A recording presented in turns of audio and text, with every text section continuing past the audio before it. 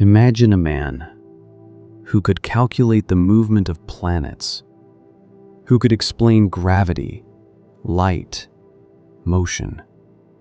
A man whose equations still shape modern physics. Now imagine that same man sitting quietly in a room, realizing he just lost a fortune. Not because he lacked intelligence, but because he was human. His name was Isaac Newton, and this is not a story about physics. It's a story about psychology. Chapter 1: The Making of a Genius. By the early 1700s, Newton wasn't just respected, he was legendary. He had written Philosophia Naturalis Principia Mathematica. He had redefined science. He was knighted. He was wealthy. He served as warden and later master of the Royal Mint.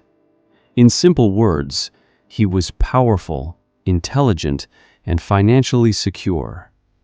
If anyone on Earth understood numbers, it was Newton, which makes what happened next almost unbelievable. Chapter 2: The Temptation. In 1720, Britain was obsessed with a company called the South Sea Company. It promised massive profits from trade in South America. Investors were becoming rich overnight.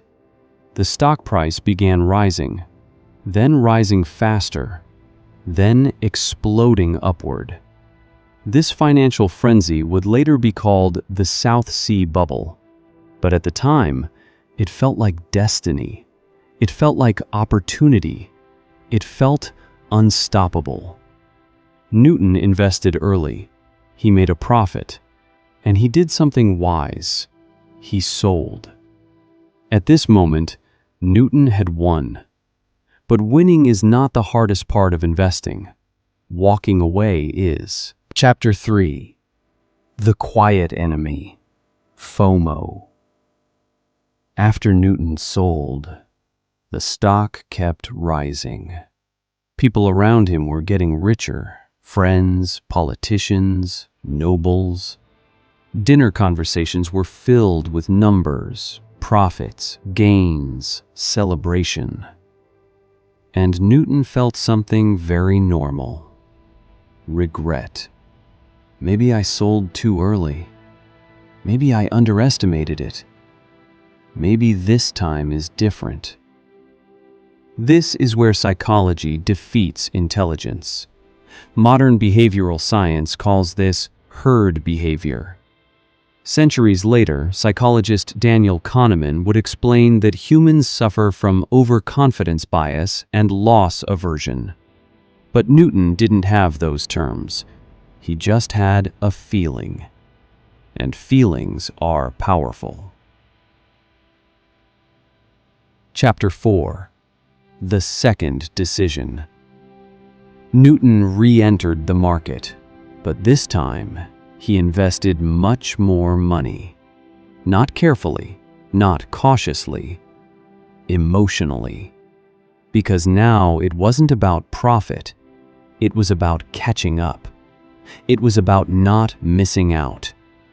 And that's the most dangerous mindset in markets. Then reality arrived. The stock stopped rising. It hesitated. It fell. People panicked, and suddenly, the unstoppable opportunity became unstoppable fear. Chapter 5: The Crash. The bubble burst. Investors were ruined. Fortunes disappeared. The South Sea Company collapsed into chaos. Newton lost approximately £20,000. Today, that would equal millions of dollars. Think about that. The man who measured the universe misjudged human emotion.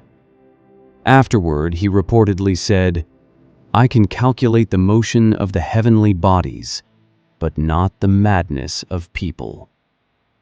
That sentence is not just humility, it's psychological truth. Chapter 6. Why Genius Failed. Why did this happen? Because markets are not physics. Physics follows laws. Markets follow people. And people follow emotion. Fear, greed, status, comparison. Intelligence helps you analyze data, but discipline protects you from yourself. Even today, highly educated investors lose money for the same reasons Newton did. They chase trends. They follow the crowd. They ignore risk. They believe this time is different. History repeats, because human nature doesn't change. Chapter 7. The Deeper Lesson. This story isn't about mocking Newton. It's about understanding yourself.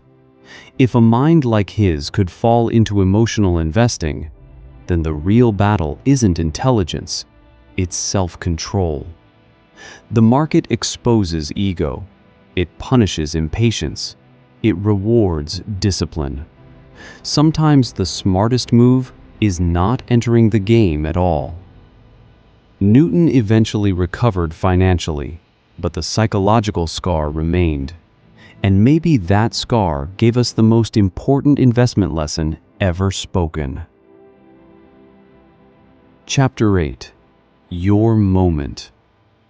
Right now, somewhere in the world, another bubble is forming. Another opportunity feels unstoppable. Another crowd is celebrating easy money. The question is not, is this a good investment? The question is, am I calm enough to decide rationally? Because the greatest risk is not market volatility. It's emotional volatility. Newton taught us gravity, but his loss taught us humility. He proved that intelligence is powerful, but emotional discipline is priceless. And maybe, just maybe, the real genius is not predicting the future. It's controlling yourself when everyone else is losing control. And that is a law stronger than gravity.